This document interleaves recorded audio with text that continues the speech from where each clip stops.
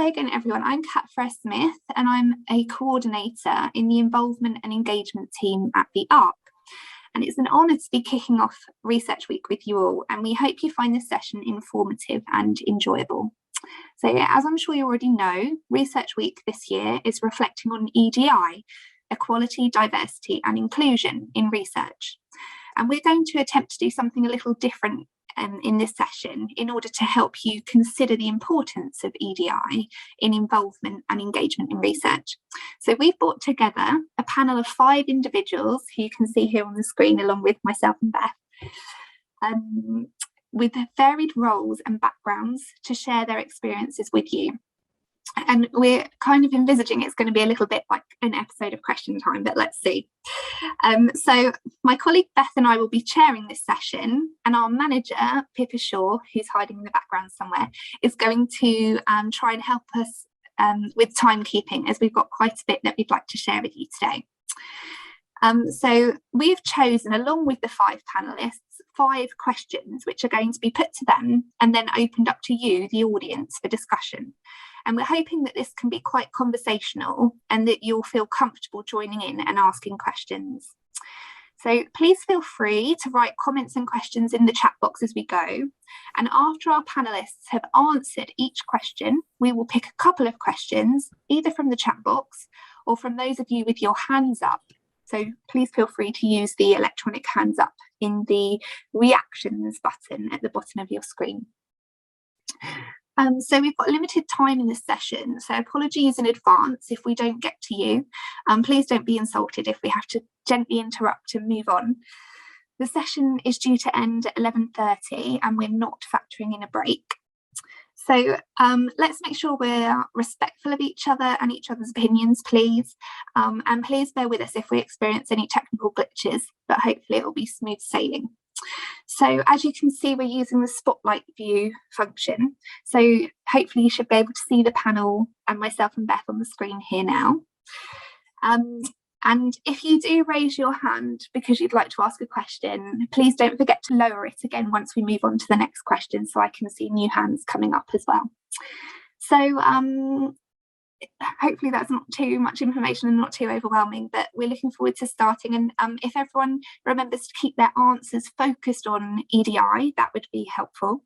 And I'm now going to go to Beth and ask you to introduce yourself, please, and then the panelists. So thank you. Hello, everyone. My name is Beth Harrison. I'm a PCIE coordinator along with Kat at the ARC KSS. I wanted to give a very warm welcome to our panelists, and we're just going to go through and you can learn who they are. So I'm going to introduce Janice Clark first to you. So Jan has been caring for her family members for over 50 years. And she has lived experience of caring for her close family members who have mental ill health. She is a grandmother to 3 young carers and great-grandmother to another 3 young carers. Her adult sons were all young carers. She has lived experience as a carer, caring for her elders, including her mother, who had a devastating stroke.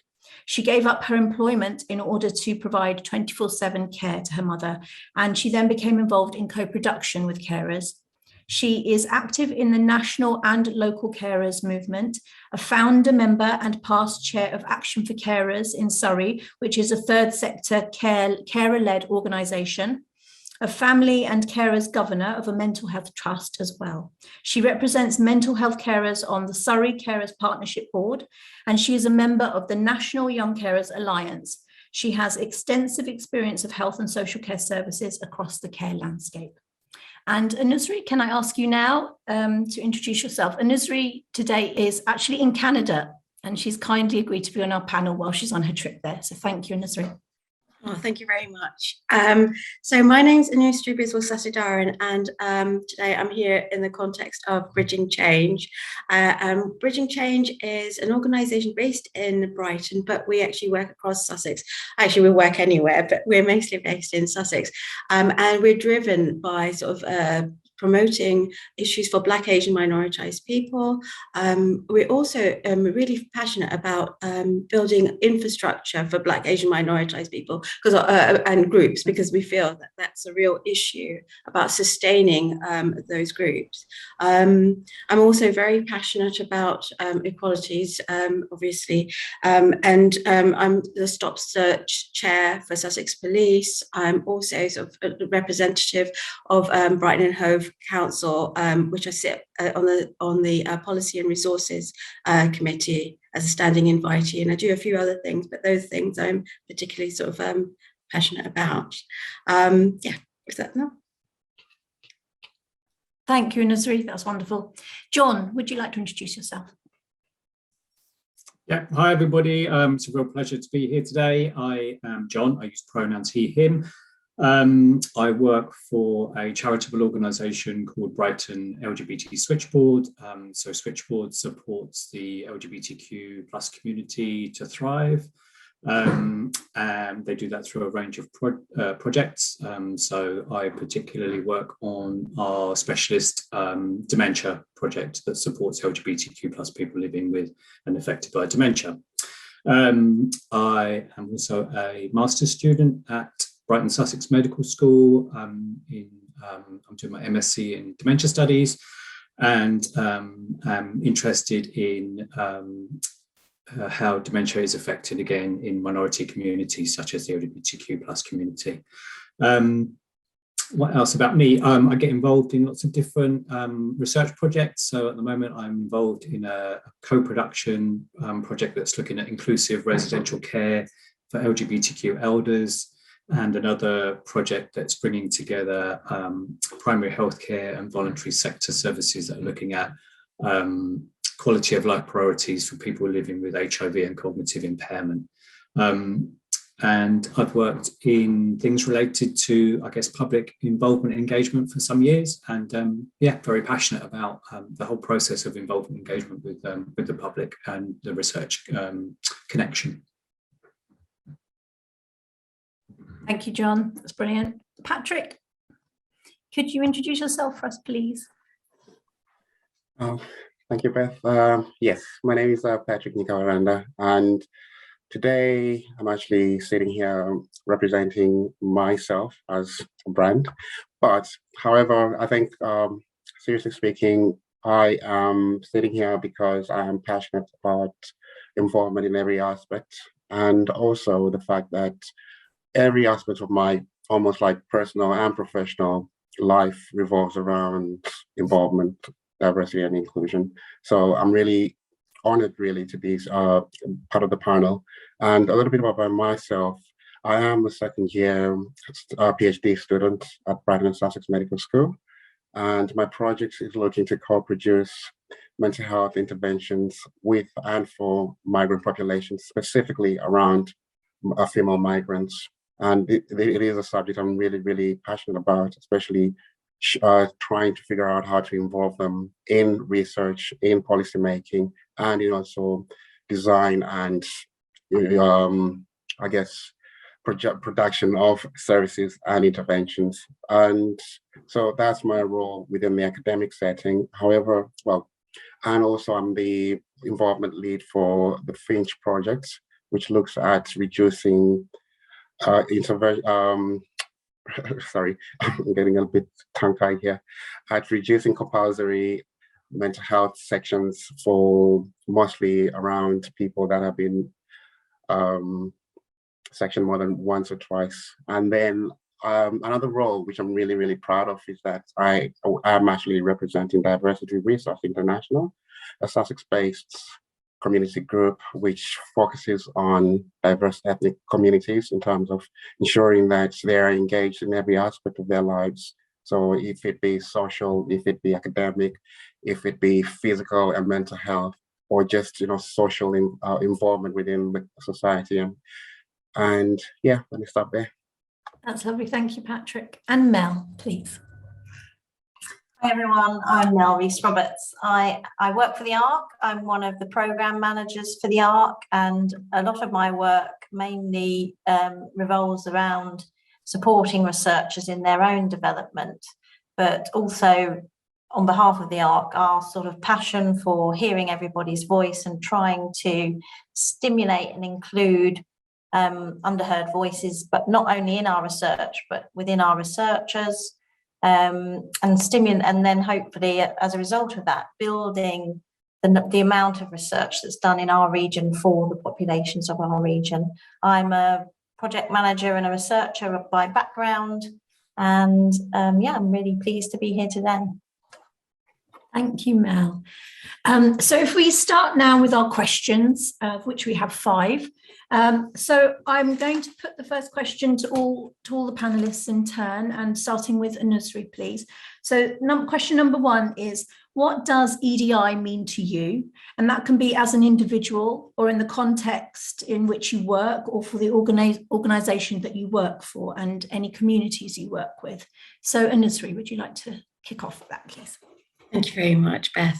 So yes, so I'm very passionate about EDI, but I think passion alone doesn't make for equality, diversity and inclusion. For me, it's about a point of principle.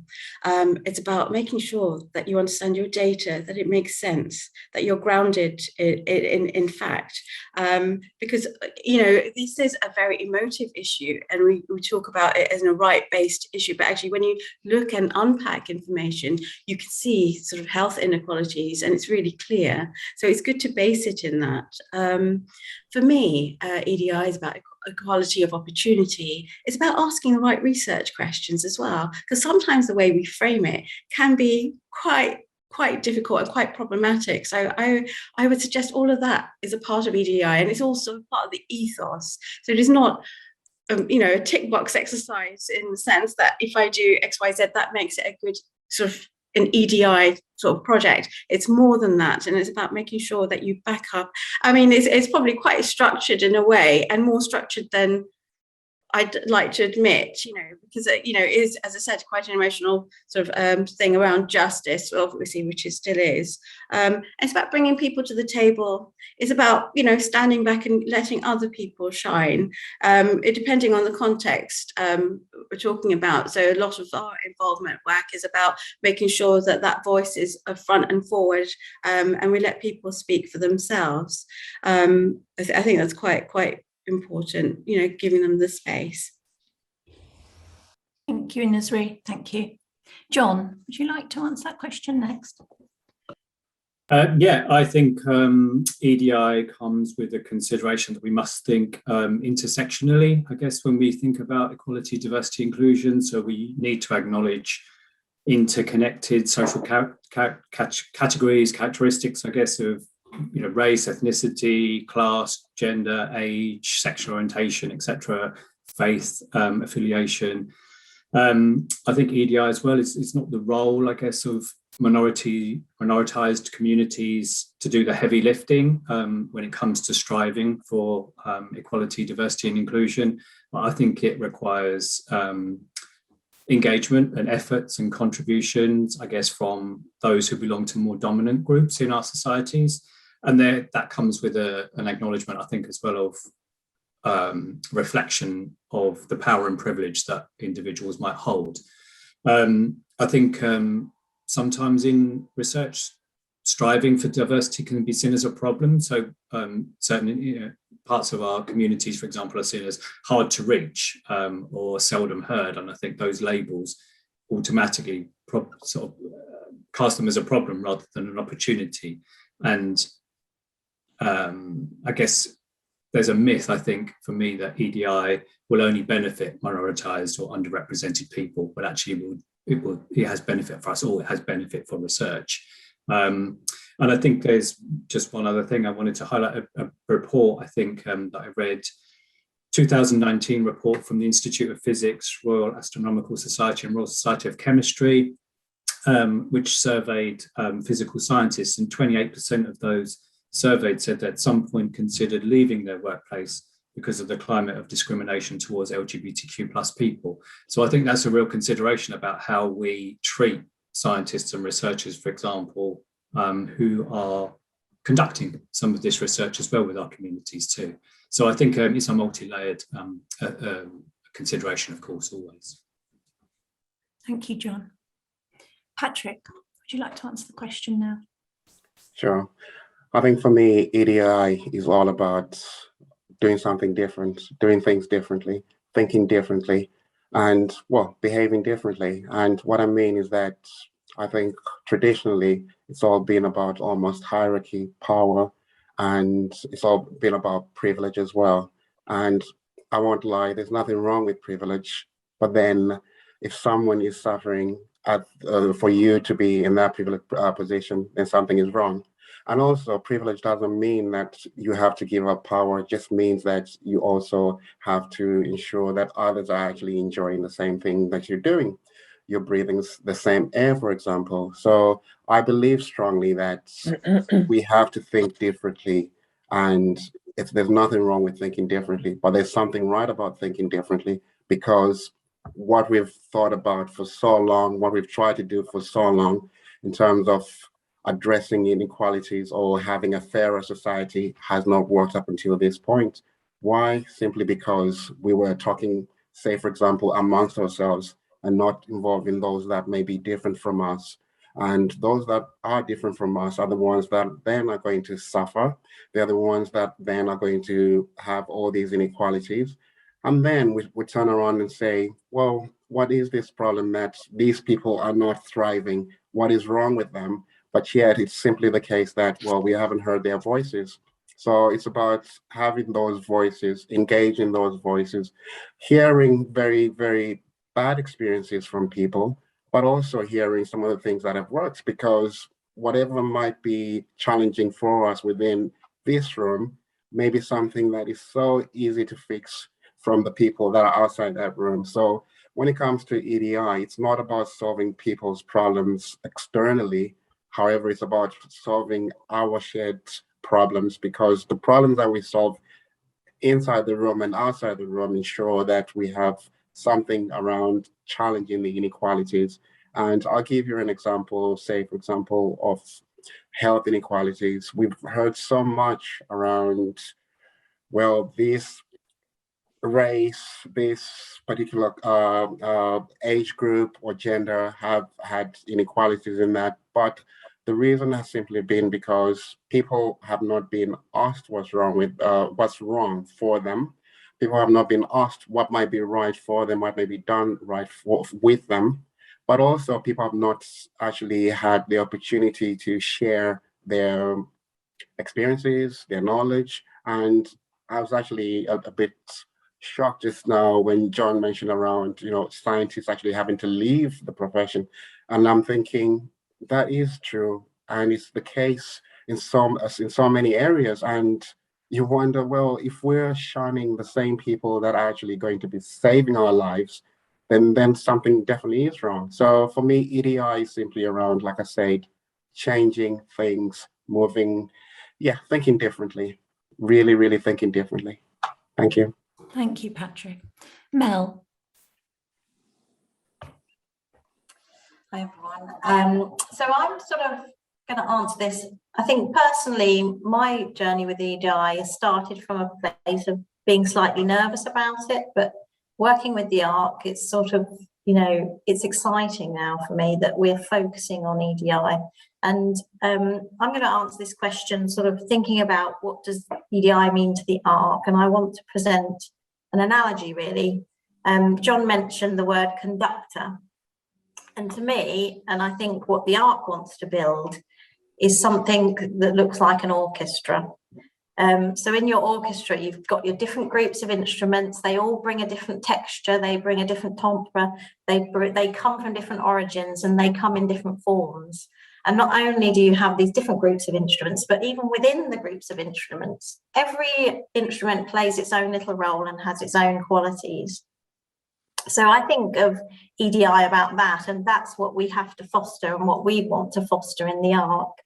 And I think the ARC is, maybe you could pertain it to the role of the conductor. So the conductor has that power to say, well, I need to have the balance in my orchestra to make that amazing wall of sound. And without all the different instruments, you're not going to make the same sound and you're not going to have the same impact. So I think I really like that analogy.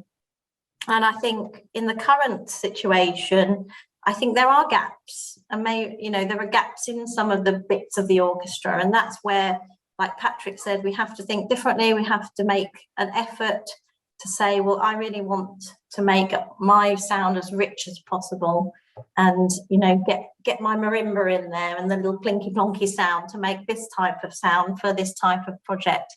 And I really like that analogy because it works on all sorts of levels as well. So for a researcher, you could think about it for your project as well. And I need my orchestra, I need all those voices to come in for my project, and it works at an organisational level as well. So I think that's what EDI means to me in the context of how I work and how we work in the academy, and about hearing everybody's voices and giving everybody equal opportunity to make some noise with their ideas and their thoughts. So that's what I wanted to share. Thank you, Mel. And Jan, please. Well, thank you for inviting me to be part of this panel. It's just lovely to hear from all my fellow panelists, and I was just trying to think of what I would be in that orchestra that Melanie was talking about. I'm not quite sure whether I would be a percussionist, because percussionist, that theme goes through all of that, the orchestra, doesn't it really? And what I want to say is, as an unpaid carer, carers actually underpin all of our health and social care services, and without us, basically, they would just crumble. And yet, for 30 years, people like me have been campaigning for visibility. And in fact, the Carers Week theme this year was making caring visible, valued and supported. So that fight goes on for visibility.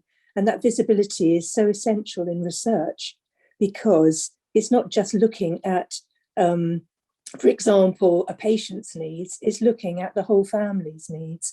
It's looking at how services can have a positive or negative effect on the whole family.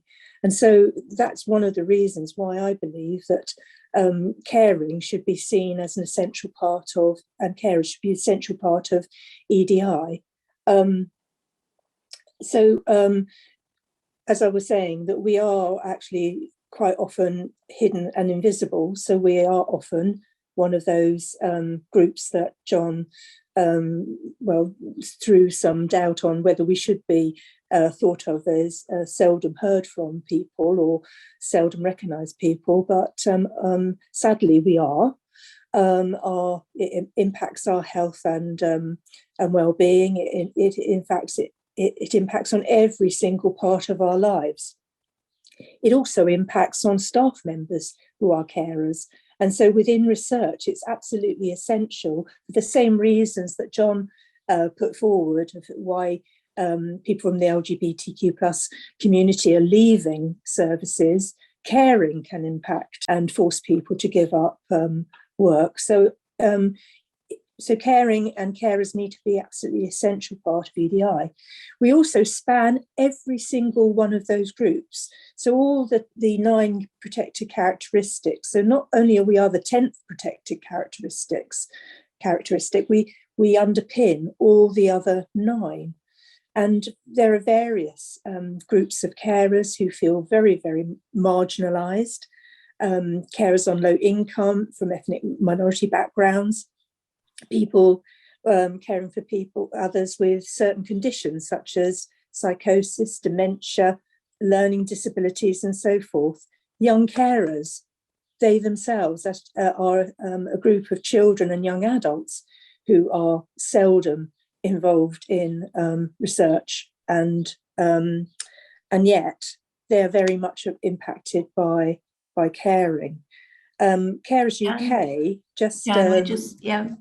identified that there has been little formal research on mental health services, for example, by carers or related outcomes. So it kind of gives you a flavour why carers should be at the heart of our research. Thank you, Beth. Thanks, Jan. I'll just pass over to Kat. Yeah, thank you so much. That was an amazing kickoff, I think, to the session. And actually what I'm going to do is not go to the audience for question 1 and use that as a summary of what EDI is all about and what we're hoping to consider with the rest of the questions. So I think what we're going to do, Beth, is move on to question 2. And then if you have questions based on what people have said in their answers on this one, please raise them again after question 2. So Beth, would you like to ask question 2, please? Yes, okay. There is a question in the chat box, but I'll move on to question 2. So the next question is, what can you tell us about engagement in relation to EDI and what is important in relation to that? So Nusri, you okay to start? Thank you. Yeah, for me, it's about prior sort of involvement with organisations, because all too often I think researchers, and it's not their fault, because I think it's the way it's structured, they come in cold and having to deal with communities that they might not deal with regularly, and I think that is a real barrier for people trying to conduct research, because you're not always going to get that. People are not always going to be willing or wanting to talk to a researcher who comes in cold unless it's in their interest. So it makes it quite researcher-centric. So I would like to see something like that change. Good engagement is about finding out what would work for the people you're engaging with. So really simple things like, when is the best time for people to come and attend a meeting? Where would be a good place? Sometimes things are not accessible either through physical disability, but also location-wise. If you don't drive a car, it might be really difficult, to get somewhere, or really expensive. So just being quite mindful of what works and actually asking the questions, because as researchers, obviously, you're very knowledgeable, but you don't have all the answers. And it makes it a lot easier when you just ask the people you're engaging with, when is a good time, what works for you, and if possible, about the research question as well. Does it make sense? Because sometimes, as I said earlier, when we're constructing questions, the very premise of the question is problematic.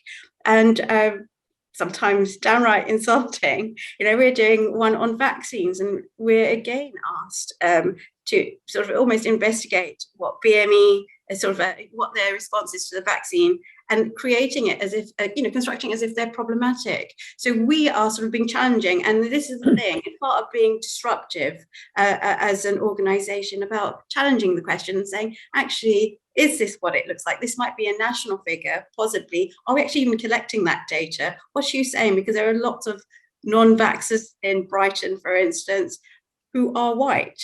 So it's just challenging that a little bit. So that's also, sorry, I'm going off on a tangent, but yes, thank you. Thank you. John. Anushree just inspired me. I was scribbling frantically to add a little note to my note. I completely echo Anushree's kind of thoughts there about, I heard that engagement kind of requires trust and respect and commitment, and building relationships. So it's not, I think, a case of doing some research to a community. It's not as simple and as sort of linear and binary as that. It's engagement in listening and not being afraid, I think, as well, that the public voice might not be one that you're expecting. So it could be very angry, it could be very upset, it could swear, it could challenge your own kind of values and norms. And that's something I think that researchers sometimes are not expecting, maybe when they're working with different communities and kind of building their kind of focus on EDI matters. I guess I always advocate involvement in kind of parallel with engagement, because I think that comes with a greater commitment, I think, to people from minoritized or communities, for example, so that they're not just simply study participants. I think sometimes it's about intention as well. So researchers, for example, who might they're in an unenviable position, I think, of chasing funding continually. So funding sometimes sits in a particular pot because it's very important to involve different communities in your research. So that is chasing funding for a research project, for example, rather than doing it with a particular intention in mind, with different communities, for example. I think, as always, it's important, I guess, about in engagement and involvement about being aware of power dynamics in research. Of course, we can't kind of ignore that. So asking who's doing the talking, who's performing the actions, who's active in the research process, who's creating the research question. I think it's important to kind of stop and think and realize, I think, that people from different communities can and should be an active part in all of the research cycle. They can be co-applicants in research. They should be co-applicants in research. So not being afraid, I think, to shake that up a little bit too. Thank you, John. Patrick. I think the two speakers prior have stolen my thunder, so let me try to add something to the discussion. I think for me, engagement is about mutual benefit. So I myself, as a researcher, am I going to engage with the community because I want something from the community? And the community itself, again, from my position as a member of that community, I'm thinking, well, why should I be engaging with this researcher unless I'm going to benefit from our interaction? And as has been mentioned, I also think that we cannot talk about engagement and just ignore involvement. So again, when I say something around it being mutually beneficial, yes, researchers benefit a lot from people's experiences and knowledge. However, the communities that are being engaged also need to benefit something from your research. So it's not just about you producing a report and saying, well, here we are, we did the research, well done, let's pat ourselves on the back. But it's also around recognition, realizing that people have taken their time to actually sit down and talk to you.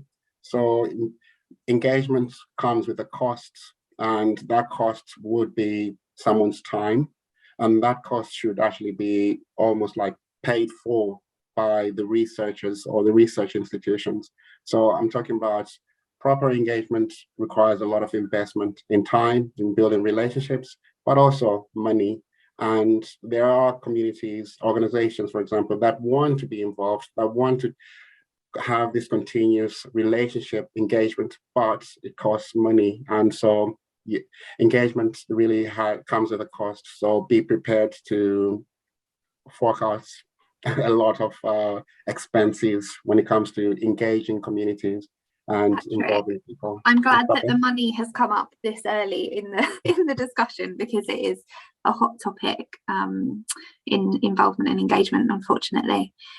I'm conscious of time. I want us to have some opportunity for questions. So Mel and Jan, is it possible for you to do it your parts quite succinctly? That would be really helpful. Mel, if you could go next. Yeah, I think I echo everything that's been said already, and I think the main thing for me is it's for researchers to recognise that it's important that we do it in the first place. We make that effort to engage, and it's about thinking differently. And it does, you can't talk about why it's important and why we want to do it without all these barriers to come up. So it's going to come up in the next question. But I think my takeaway is that all researchers should think about how should they engage with communities and the public in their project. Thank you, Mel. And Jan. And of course, it is the style of that engagement that's so important. And in the PCI work that's been done and on the website, there's lots of guidance about co-production and EDI.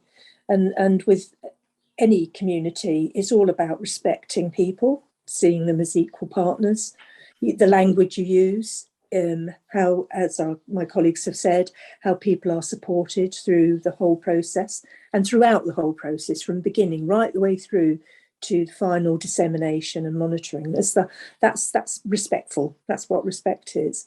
But also to use organisations, which we'll come on to, who are specialists in specific areas of work.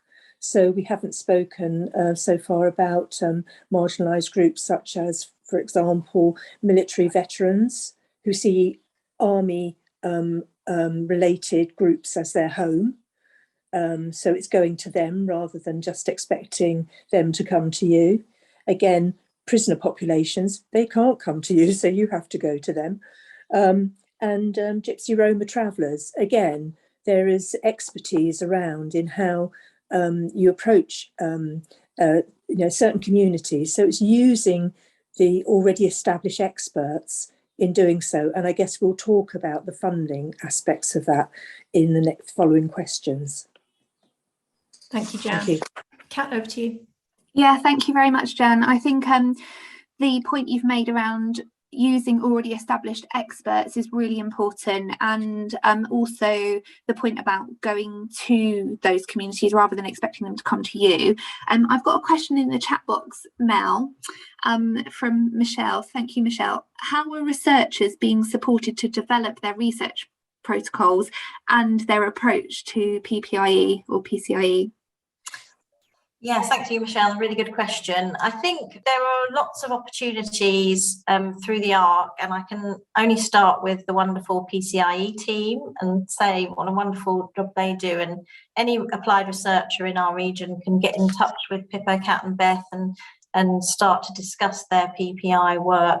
And also the work that they're doing is bringing together not only our public involvement network, which are encouraging our themes to use that valuable resource and expertise to guide themes, but also some bespoke projects to look at some of those particular groups that we want to engage with. So I think there's a fantastic resource there.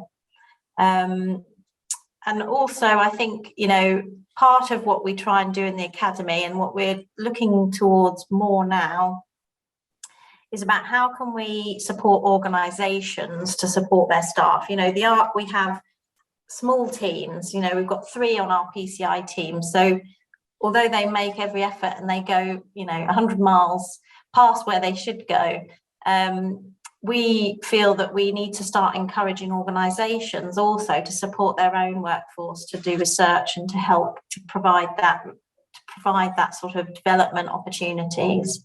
So hopefully those are just some of the examples of how within the ARC we're trying to support that, Michelle. Hopefully that has answered your question. Thank you very much, Mel. That's really helpful. And what I'm going to do in a second is try and share the link to a guide to PCIE that the PCIE team at the ARC have created and put together to help researchers. And so I'll share that in a second. But thank you, that was a good question. And thanks, Mel, for your answer. So Beth, can I ask you to pose question 3 to the panel, please? Yes. So question 3 is, can we talk about the barriers that come up when working with public members? And if we start with the nursery, please. Thank you. I think one of the barriers is probably around recruitment and getting people into a room. So I think that's a major one. And I think often that's about not having those prior relations with, say, community groups or community connectors who could help you engage with a group. Because sometimes it's easier to go through a group rather than find people individually, which can be quite difficult. And even when you go through a community group or a development group, that can be, because people have research fatigue, they've had enough, or they're not happy with the question, or they're not happy with the approach. So it's good to build up those relationships, just generally. Again, I do appreciate, because I'm a researcher as well, that it is difficult when you the way that John mentioned about the way that research funding comes up, it's on a real structural level. And, if it's possible, I would suggest that researchers go to their lead researchers to really think about, when you're creating pots of money, that there is money saved for organizations where you've given them money for administration, because it takes a long time. I can't tell you, all those who do it know how hard it is to bring people into the room, even those who want to come into the room. So I think that's really, really important to make sure you have that. And also putting funds for people who enter the room, because I know that's often in the funding bid where you have money for the participant, but not for the organisation, which takes time. And it's about valuing that development, community development of those, nurturing of those relationships. And they do count. And your research has an impact. So there's also a kind of a capital that we spend with the people that we work with. So it's got to be worth our while. to do that. So I've become quite protective myself as Bridging Change. Nora and I both are very protective of the people, not in a gatekeeping way, because also they've had enough. You know, we ask them if they're interested. So we're really keen on that. I would say around barriers, it's good to build up those relationships longer term with an organisation, if not with an individual researcher, because I think that is quite difficult. Because if you've got a nice relationship with an organisation, which you know, we do with some, it's really easy because we're much more sort of open to people coming to us when I've got that sort of ongoing relationship. Thanks. Thank you. John, please. I think there's still a significant barrier and boundary between what we classify as lived experience and what we classify as expert knowledge. So I think there's still a sort of distinction which forms a sort of hierarchy in itself. And so I think if we can overcome that as a barrier that we truly value, whatever that means to truly value, but to truly value lived experience, because researchers will of course come with their life experiences too. So we should be able to mix, I think, our lived and life experiences with whatever we classify as expert knowledge. I think alongside that comes this idea that sometimes public members or public partners are slotted into pre-designated roles by the researchers. So actually, it's already decided what role you're going to play in this research process. I think, again, that just supports the kind of notion of a barrier and a sort of hierarchy. I think sometimes a barrier can be very practical things like language. So research language is complicated, and even sometimes in sort of plain English summaries, words like interventions and navigate and evidence-based are still commonly used, and I'm not sure that they are actually by default plain English for many people who would really valuable as public members, but are immediately put off by terminology and language. It's a barrier to itself. And I think we've already highlighted, but a significant barrier comes with value, I think, and we need to have sufficient resource, timing, money, whatever that might mean, but the whole resource to support public membership, relationship building, that takes time, money and effort. And so that's a significant barrier for me as well, I think. Thanks, John. Patrick, please. I think just briefly on my part, I think one of the biggest barriers has to do with attitudes that researchers have amongst themselves towards other researchers. And it may be because of one given protected characteristic, but it's something that's not really ever talked about publicly within the setting. But it can have a devastating impact on how then you engage with communities. If your own people are not supporting you, then, you know, there's a thing around confidence. So for me, it's something that's really been personal, and it's something that I'm not going to shy about, but it's something that's also affected the way I do then go engage with the communities. And so, yes, attitudes within the research, and it's not just about the 9 protected characteristics, but also around class as well. We cannot ignore that. So it is something that needs to be talked about. It's not talked about at all. And I think it is a big barrier within research. And I will stop there. Thank you, Patrick. Mel, please.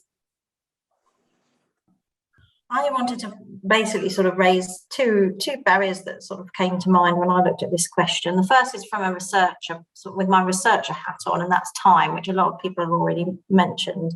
But what I do want to say is that in my experience in projects where, you know, we've gone the extra mile, we've really made the effort to engage and use the comments and involve members of the public, and let that help inform our work, it's been absolutely worth it.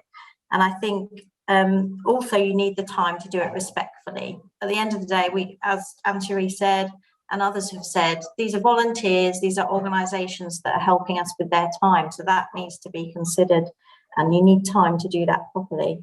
But I think, and I think one of the main things that I've found is that also to feed back, to give back, you know, how has your time with me helped the research and changed the research? And I think that's really valuable for people that are involved in research, wherever they, you know, come from. They see the benefit and the contribution they've made to that project. So I think time is a barrier, but it's really worth it if we do spend the time.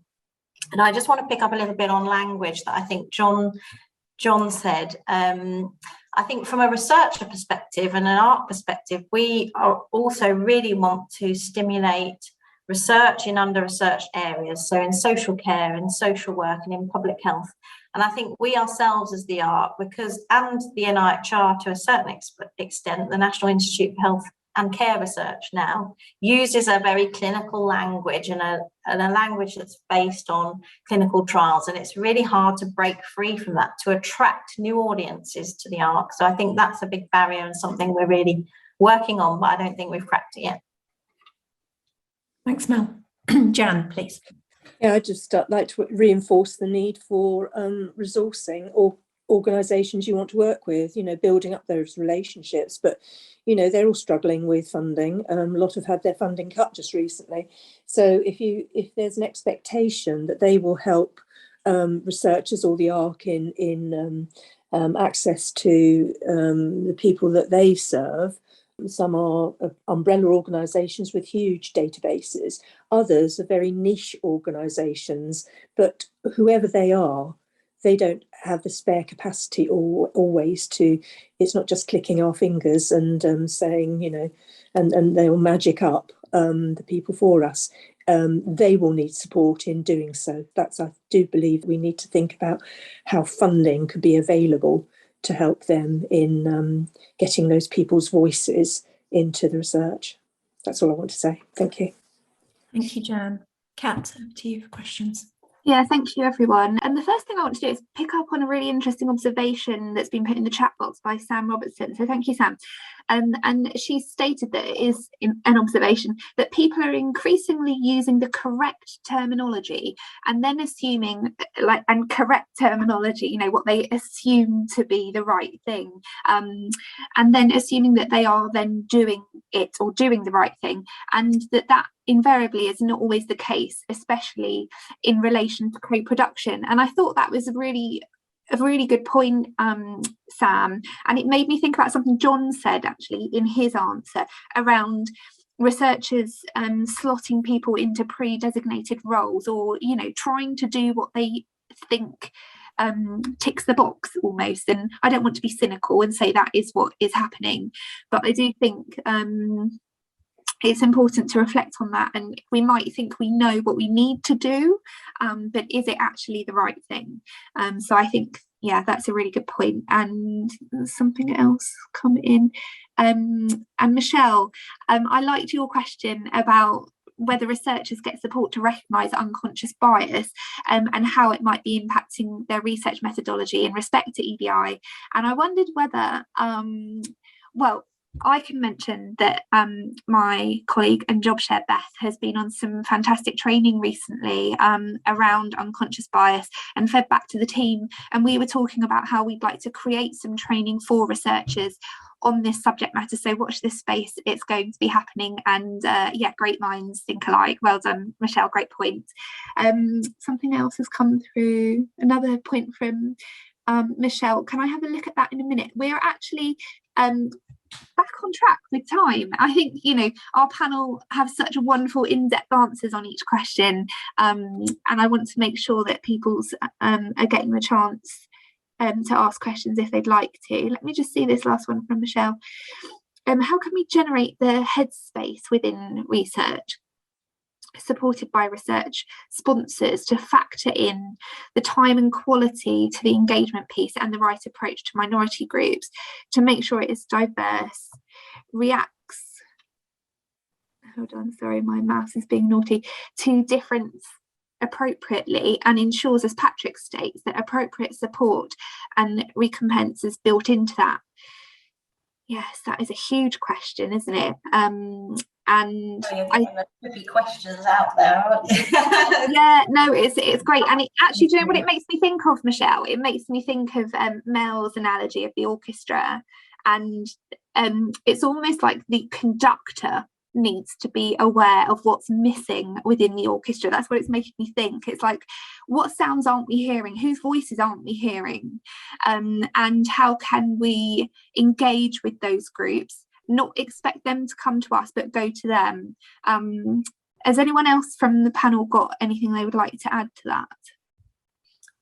I would just like to say, I think it's a tricky one. And I think for researchers, it's difficult as well, because when we apply for funding, you know, we've got to make a nice, attractive package for the funders and that looks impressive and is going to have lots of impact.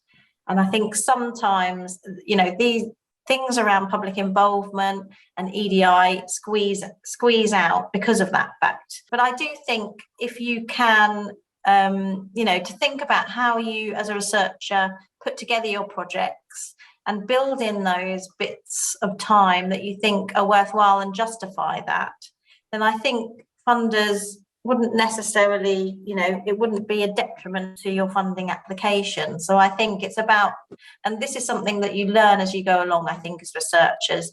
Your first grant that you put in is probably wildly ambitious. And then you think, well, next time I won't promise so much, but I'll do less better, you know, quality over quantity. So I think part of it is a learning process as well. And as researchers to think about how we build that in from the outset.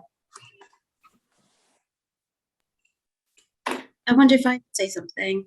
I wonder if it's about prioritization, and it's dependent on the panel that looks at the bid. So if they prioritize, you know, engagement and valuing that, then that's fine. But it's also about a sacrifice. So when we go for bids, we take less of a cut. It's a conscious choice because we're banging on about it, you know, telling organizations to do X, Y, Z. So we have to, you know, live those values, and so that means we take less and we share that money out. And actually, you know what, that builds fantastic relationships, so people want to work with us, you know, and it's such a lovely, you know, it feels good to share the wealth and not keep it for ourselves, and also shine a light on others. You know, I don't know, you probably don't have time for examples, but yeah, definitely. Thank you, Nisri. And Sam's made another really good point in the chat box. And actually, question 5, we kind of come back to this as well. So thank you very much. Do keep questions and comments coming in the chat box, because you know, it's really useful and interesting for people to just read through and reflect on, even if we don't have time to bring all of them to the panel. So thank you. Beth, would you like to pose question 4?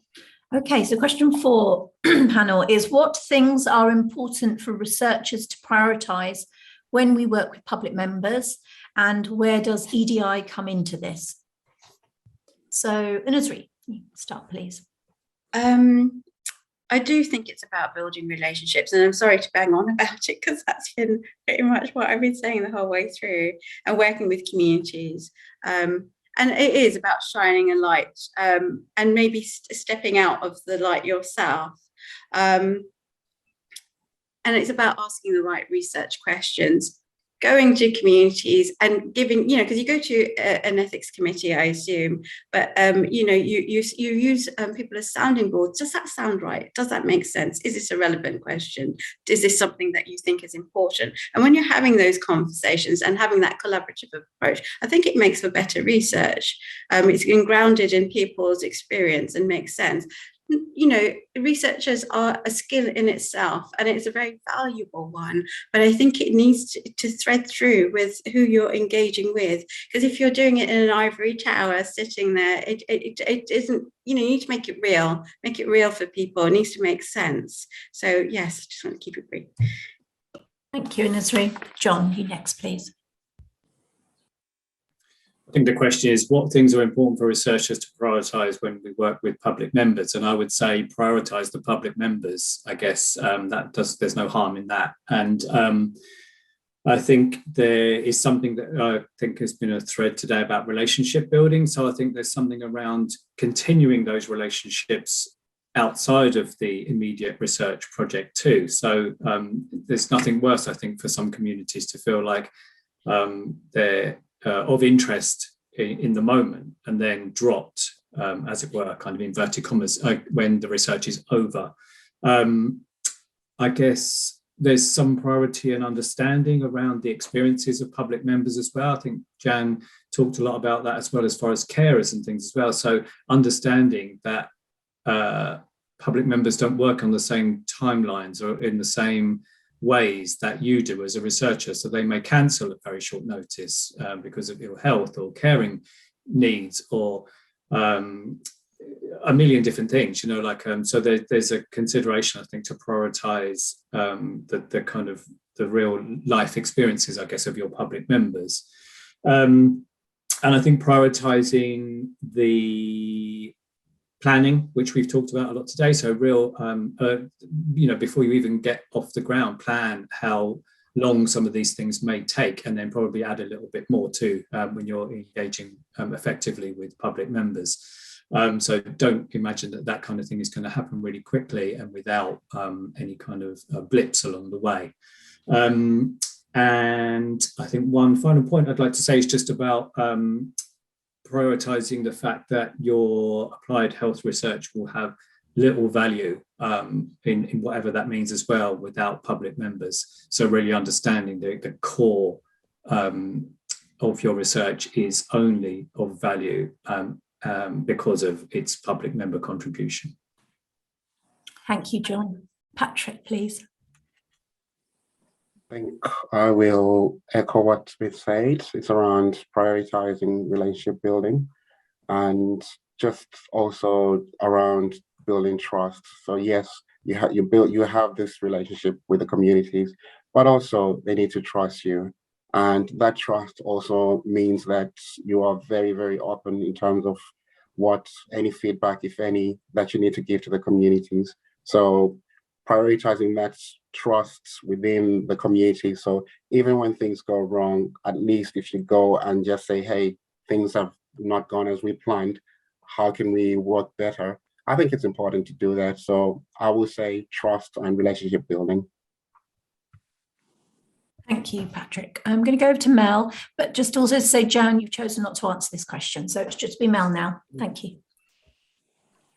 Yeah, so I think to echo everything everyone said and what we sort of also discussed in the previous question about the time and effort, but I think if I was going to pick one thing to prioritize as well is to go into it and park your expectations as a researcher. So don't go into your engagement activity or your involvement activity knowing what you're going to get out at the end of it, which is a really difficult place to be in as a researcher, because we like to sort of, you know, control our experiments so that we have some idea of what we might find. But I think that creates these sort of, that means that the conversations you have are not false, but they are sort of guided in a way that if you didn't do that, you would find a lot more rich input and you'd get a lot more out of it. So I think that's one thing to think about and try, and as researchers, try and be relaxed about, you know, not having an agenda when it comes to involvement, and let at least some of the conversation flow naturally and be open to absorbing some of those ideas that might, you know, put you out, you know, you think, oh, well, I haven't thought about that, now maybe I should. But that's the good elements of PPI, and that's what we should be getting from our public involvement. So I think that is really a priority for me, and it's really one of the main areas that it's so valuable to do public involvement. And I think other things to prioritise are maybe a little bit more sort of, you know, organisational. It's about clear expectations, being respectful, you know, part of building the relationship that we've been talking about is, you know, being on a level playing field, having everything as clear as possible between the two sort of partners, if you like, and so that you can go forward and share openly. So I think that's what I would prioritise from a researcher perspective, I think, and from certainly an art perspective as well. Thank you, Mel. Kat, do we have any questions or comments? Well, I found it really interesting, actually, Mel, your answer with something that Sam Robertson's put in the chat box around using creative methodologies, and I thought that was really it's a really interesting point to raise, and also the conservatism. So, as researchers, our understanding of how things should work, or how we're told this is the best way to do this, or the best way to work with this group of people or these individuals, and actually perhaps looking at it in a way where we can break down or break the mold maybe, and allow some flexibility and see what works and be creative with that. And thank you so much, Sam, for raising that in the chat, because I think that's really important. And also this point about the lack of funding available before research is actually awarded funding. And it's in those very beginning stages where involvement and engagement in particular is so important. And the lack of funding there, you know, it's a conversation that always comes up again and again. And actually, I might put a link to RDS in the chat box, because I know that there's some funding available through them for pre-funded PPI work. Yeah, thank you, everyone. Really great discussion happening. Just check the chat box before we move on. Oh, so Sam, you're doing an individual development award with the ARC, aren't you? And so the Health Research Authority questioned whether it was proper research because it's qualitative. Yes, exactly that. So the methodologies that we choose to use as researchers being challenged. And yeah, I got, this is going off the topic, but I got sent a picture on WhatsApp the other day of it was like a funny GIF, and it was quantitative researchers looking down on qualitative researchers with kind of sneery face. And it's not, you know, it isn't always the case, but it's that thing of, is the way that you're choosing to work and the methods that you're choosing to use, how are they considered? And yeah, and the challenges that we face because of that, and perhaps that we don't allow ourselves to be as flexible as we need to be when we're working with public members because of that. So thank you, everyone. One more thing from Sarah G. I'm not sure if that's Sarah Giles. Hello, Sarah. Is sharing research across organisations another barrier? And I think, do you mean the lack of sharing across organisations perhaps is the barrier?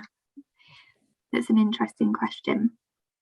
And I would say yes, would be my answer. Are any of the panel able to answer that question? Yeah. The lack of sharing of knowledge, or even the awareness that research is going on in a particular area across different organisations. Patrick, got your hand up. Yeah, I think sometimes within organizations, whether research institutions or even community organizations, there's almost this thing that let's not share our research ideas, let's not share what is going on within research, because these are competitors. We are competing, and if we share these ideas, they will steal our ideas and make them their own, which has happened sometimes, but it's sometimes not helpful. So I think that's one thing. And then the other thing is, obviously, if we share these ideas, they get the funding and we don't get the funding, then we are definitely not in a good place. So yeah, I think there's that almost like mistrust between organizations not wanting to share stuff because there's not much money going on when it comes to looking for funding. Thank you, Patrick. And I'm distracted now looking at the brilliant things that are being shared in the chat box. But no, it's wonderful, the amount of discussion that's happening here. So thank you. Beth, would you like to put question 5 to the panelists, please? Yes, so the final question is, what positive and practical steps can we make towards change, towards improving and growing EDI in our work? So if Anusri, you can start, please. Thank you.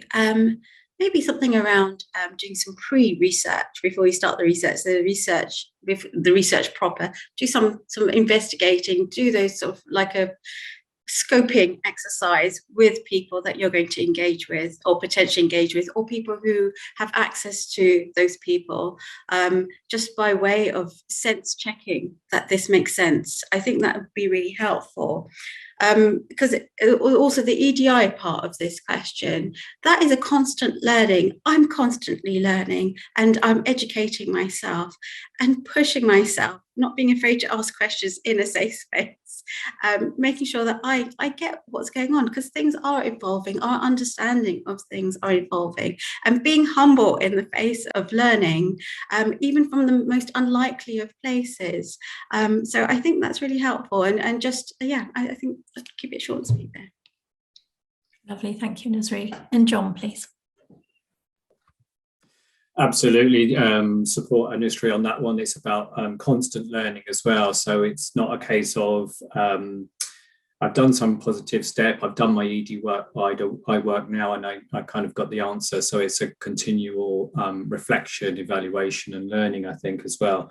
Hi, Sam, in the audience. And I agree absolutely that this notion of broadening the range of research approaches that will be supported by funding agencies like the NIHR.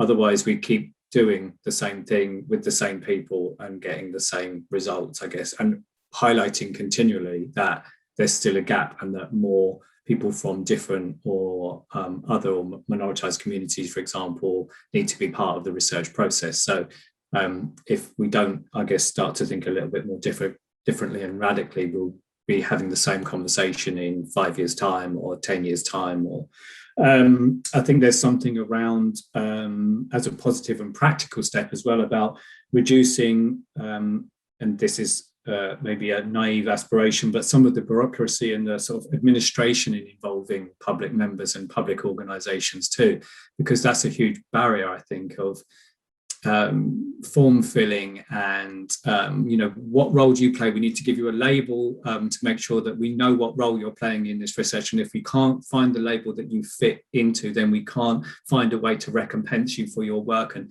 so there's self-fulfilling sort of prophecy of actually it's really hard to do this PCIE work, so we won't do it, or we'll do it only in a particular way.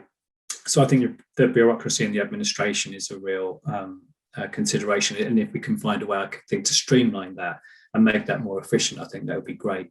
And maybe a final sort of positive and practical step would be to place public members in some sort of governance roles as well over the research process as well. So that might be quite nice, so that researchers are I guess slightly more accountable as well to public members as well in the process. So yeah, I think that's all of my thoughts.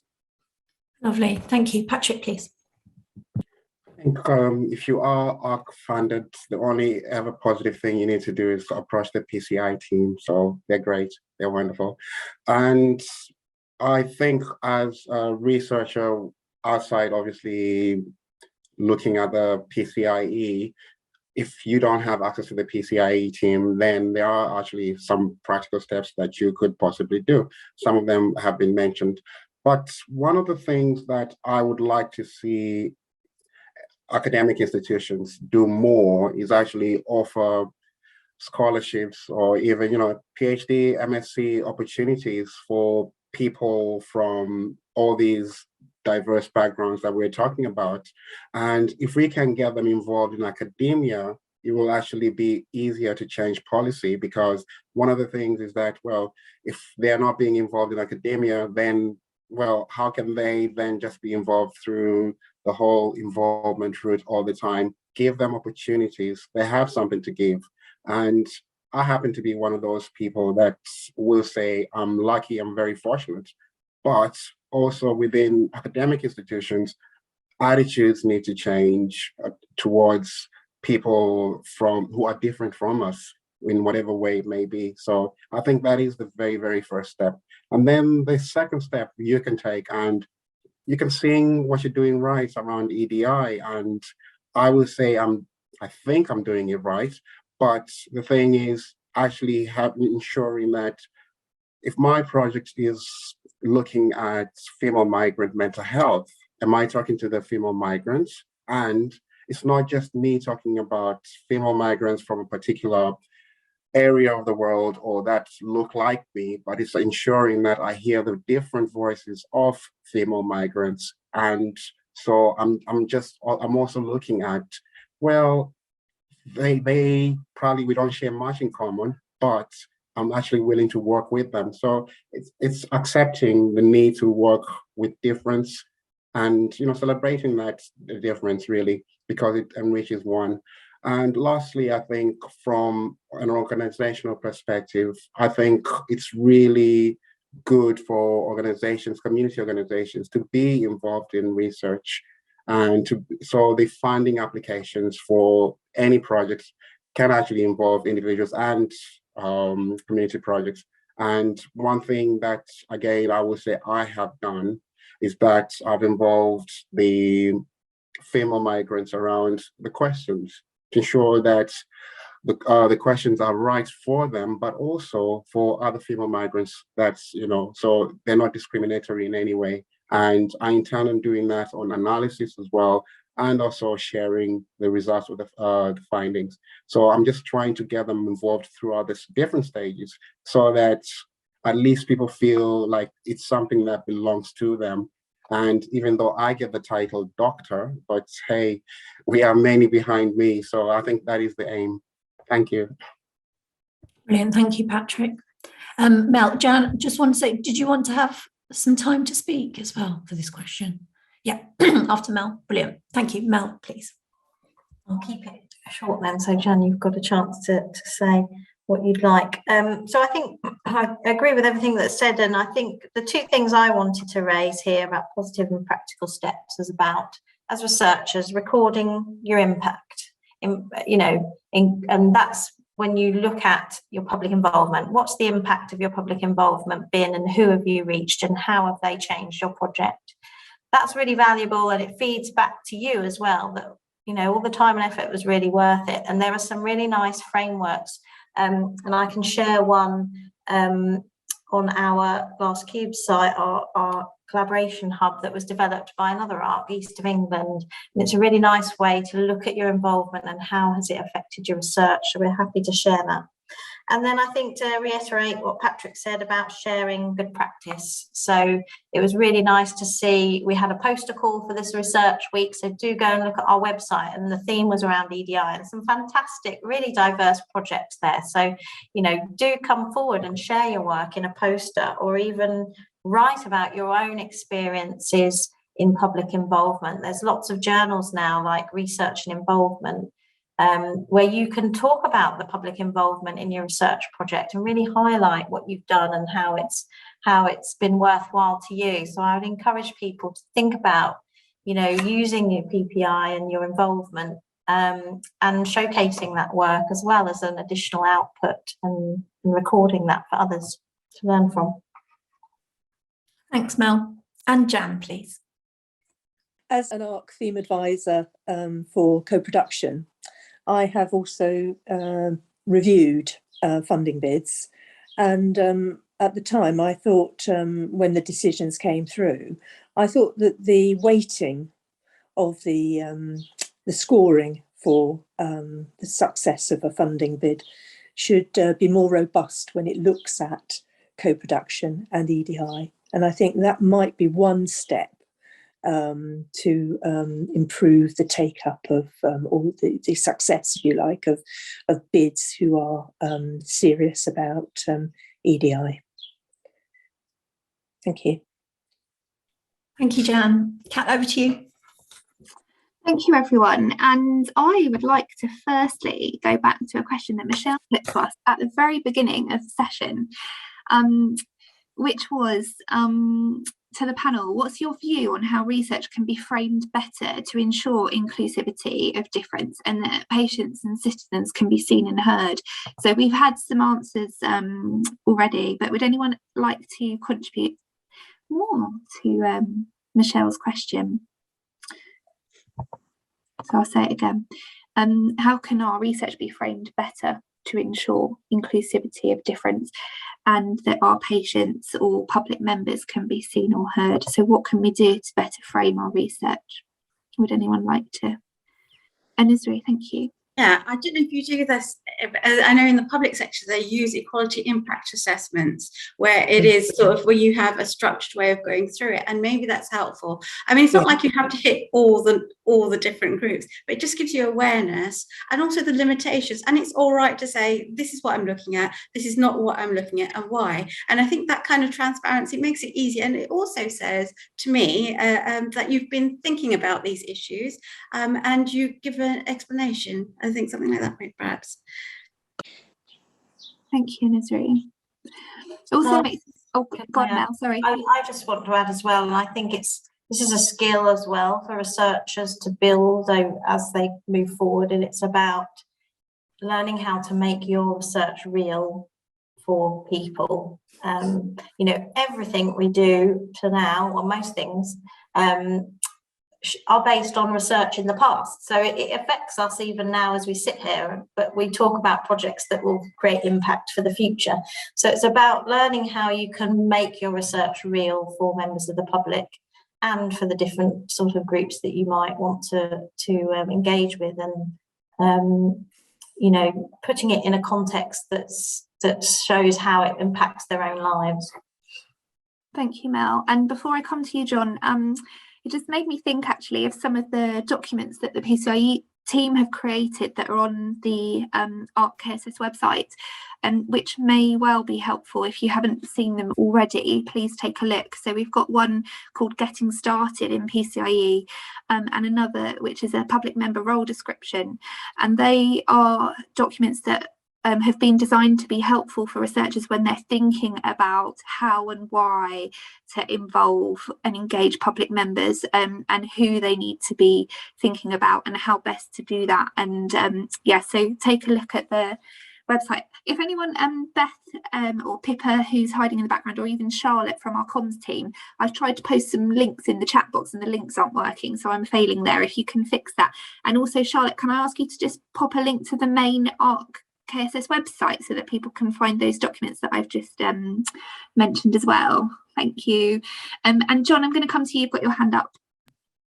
It was just a thought really about how researchers kind of reach out to community organisations. So I work for a charity that's very much providing sort of grassroots support to LGBTQ plus communities, for example. So we get a lot of emails and requests for research to access LGBTQ plus communities, and they all look much the same. So there's a template participant information sheet that comes, and it's really dry. And one recently came that was completely different. So it was very artistic, it was very kind of eye-catching, it made me want to kind of read more about the research. So it didn't come in the sort of standard template form. Somebody had clearly thought about, this is actually quite a novel way, this is a novel approach, I want to engage with this community, and had put some kind of like different slant on how they've done that. So the kind of flyer was really like, we need you type approach, rather than here's all the dry blurb of thousands of words and navigate through this and see if you can work it out, because I've done my bit as far as filling in my participant information sheet that I needed to do for all the other things I needed to satisfy for my research project. So it's probably a kind of tangent answer, but it really made me as a potential gatekeeper. I know we kind of talked about that earlier. I would certainly have shared that with all of the networks and community members that I'm aware of that might be even slightly interested in taking part in research, because otherwise they're over-researched anyway as a community currently, and are research fatigued. They don't, you know, and so it really worked. So don't be afraid, I guess, to kind of think outside the box about what your community might want to see and read and hear about your research and why it's of value, and do it in a different way. Thank you so much, John. And it made me think of the posters that were submitted for the ARC Research Week poster competition. There's a brilliant example of what you're talking about. It might be the same piece of work, but I'm not sure, by one of our PhD students, Alice Tunks, and it was a participant recruitment poster, and it's wonderful. So do go and have a look at that. And it might not be the same piece, John. Maybe we can share the piece that you're talking about as well, so that people can see that. Yeah, it's not the same piece, but probably has a similar style of approach. So yeah. Lovely. Well, we are nearing the end of our time together, and I hope that everybody has found it informative and enjoyable, and that most of the questions that have been put to us have been answered in some way. And we're going to keep a note of the chat box after the session finishes as well, so we can get back to anyone if needs be. Beth, can I come to you? Have you got a little something to say to close the session? Yes, well, firstly, I'd like to thank our panelists who have been amazing. So that's Nusri, John, Patrick, Mel and Jan. And Nusri, I hope you're not too jet lagged, and thank you for being here, particularly in Canada. And also to everyone who's come today, we really appreciate that, and we hope you've enjoyed the discussion. I've found it really insightful, and the panelists have just talked about so many thought processes that I've had in my work and things that are raised in my work. It's been so useful for me particularly, and I hope it has for all of you there. Please join some of the other sessions for Research Week if you haven't already, and you can always contact the PCI team for information, or if you have any questions. So just to say thank you and have a good rest of the day.